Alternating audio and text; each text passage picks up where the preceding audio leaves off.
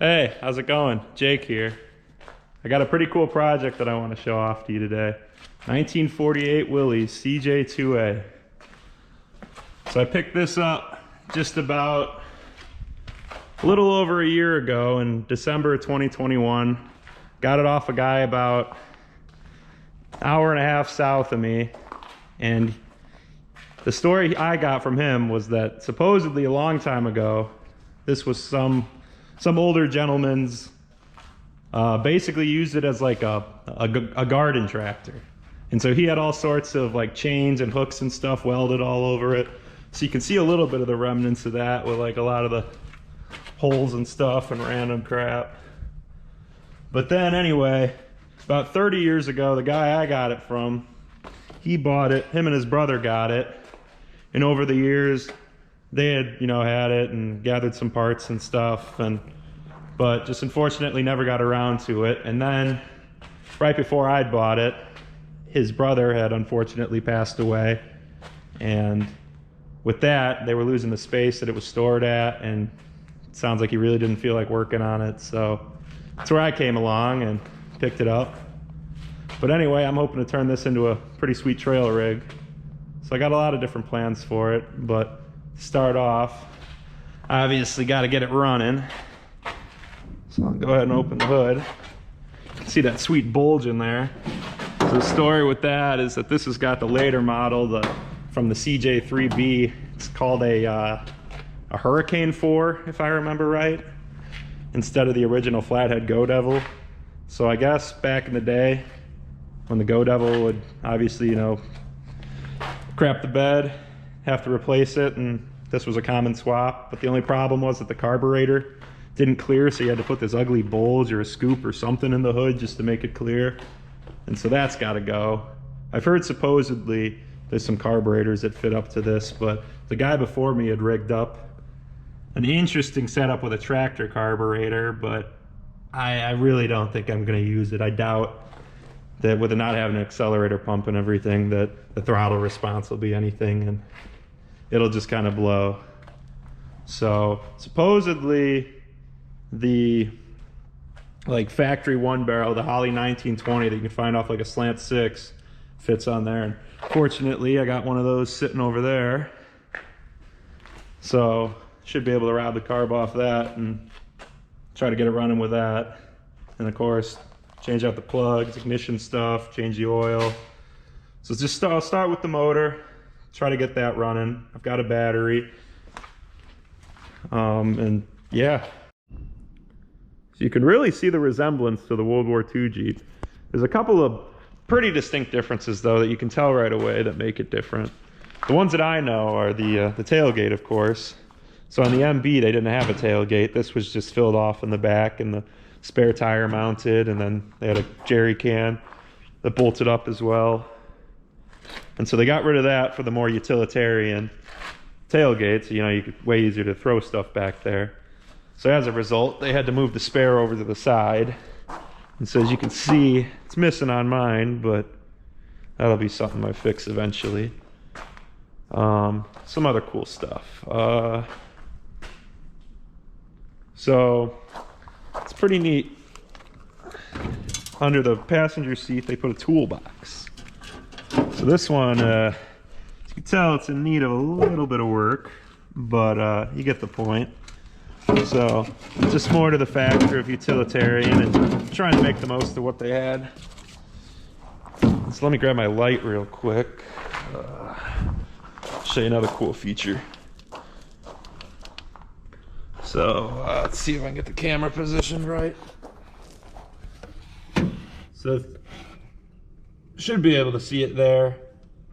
It's a pretty cool, written in cursive or script, whatever you want to call it. They've got Jeep stamped into the toolbox there. So from what I understand, that was the only time that they ever used that script font was on the Cj2A, and it never carried on for whatever reason, which is kind of a shame because it's a good look in my opinion. And of course back here you can see somebody used a little I can't remember what you call that, diamond plate steel to fix the floor. Must have been rusted out. You can see all the parts back here. I'll go through them in a minute and show you everything, but yeah. All right, now that I've conveniently crammed my 6'4" self inside of it, here's the grand tour of the driver's seat. Got some neat stuff you don't really see anymore. Hand throttle. Oh, this is kind of cool. So instead of having individual lights and all these gauges, I guess that wasn't a thing back then, so it's just got a little bulb here that shines down on all of them.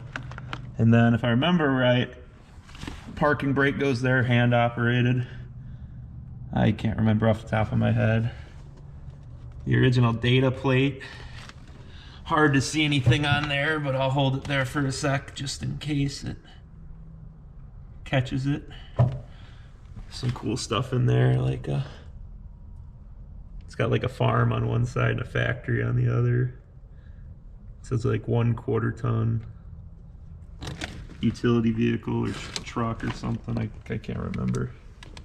And you got 3 shift levers down here, so 3-speed manual, of course. So you got your reverse, first, second, third. Then you had your transfer case, so engage your 4-wheel drive. Then you had a low and a high range. So in a sense, you kind of got a 6-speed in it, since you got, you know, first gear low, first gear high, and etc. So I'm interested to see how all that drives. But yeah, especially when I'm, you know, trying to work through a trail and trying to work the clutch and all this, and being so cramped in here, might have a little trouble, but I'm sure I'll get used to it. I used to daily drive a Fiero back in high school for a little while, so I'm used to small stuff. All right, I figure I'll go through and try to show you everything here I got. Do it the best I can one-handed. Got plug wires, new master cylinder, brake shoes, more brake shoes, that 12-volt alternator. Oh yeah, she sounds fresh. That's all right. Nothing, a little running won't hurt. Brake stuff, those little curly lines, so I don't have to try to bend those by hand. So that'll save me some time for sure. 12-volt sending unit, the gas tank, or I mean fuel level indicator, I should say. More brake stuff. Got here. So we'll open it, because I don't know. It's like points and condenser probably.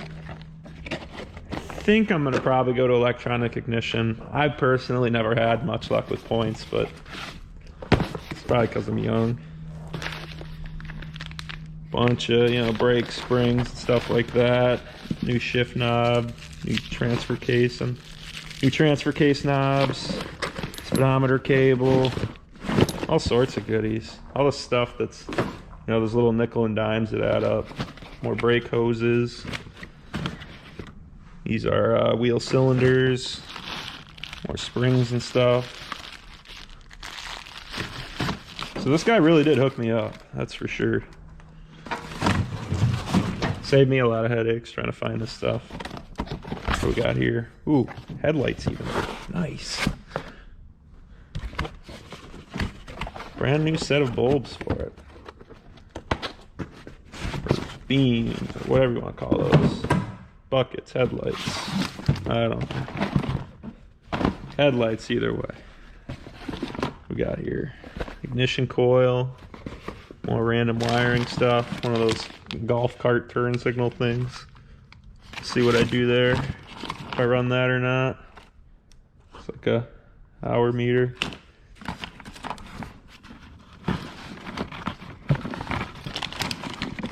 All sorts of goodies. We got a bunch of new gauges too. Saved me some time, some headache.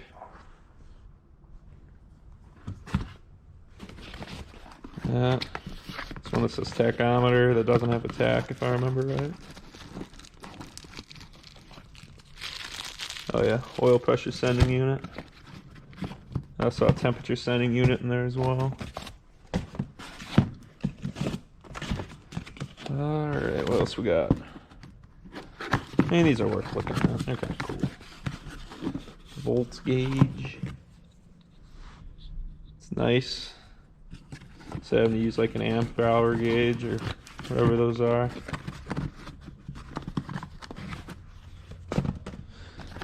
Something I can actually read.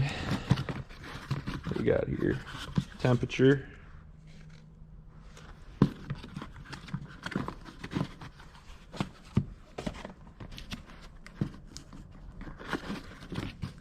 Definitely don't seem to be the most high-end gauges I've ever seen, but new to me nonetheless. And if I remember right, they all glow. So that's kind of cool. Kind of an upgrade over the street lamp indicate light for the factory gauges. Or whatever's left of factory there. Oil pressure gauge. So yeah. Should have about everything I need.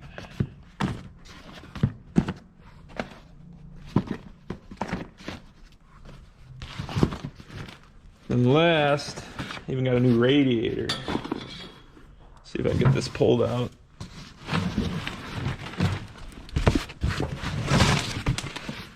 Gotta go two-hand there for a second. It's like one of those shiny ones. Big aluminum. Looks like it'll do the job. Looks decently well built. Better than anything I could do, that's for sure. Well, I'll take that. So now you got a pretty good overall idea of the Jeep. I think I'm gonna go ahead and probably end it here on that note. But so hopefully here soon, start getting that figured out, get the engine running, and just start by doing the basics, lube up the cylinders, change the oil, new plugs, new ignition stuff, battery. Cross my fingers everything works, and it's not a bum engine, but don't know till you try, I guess, huh?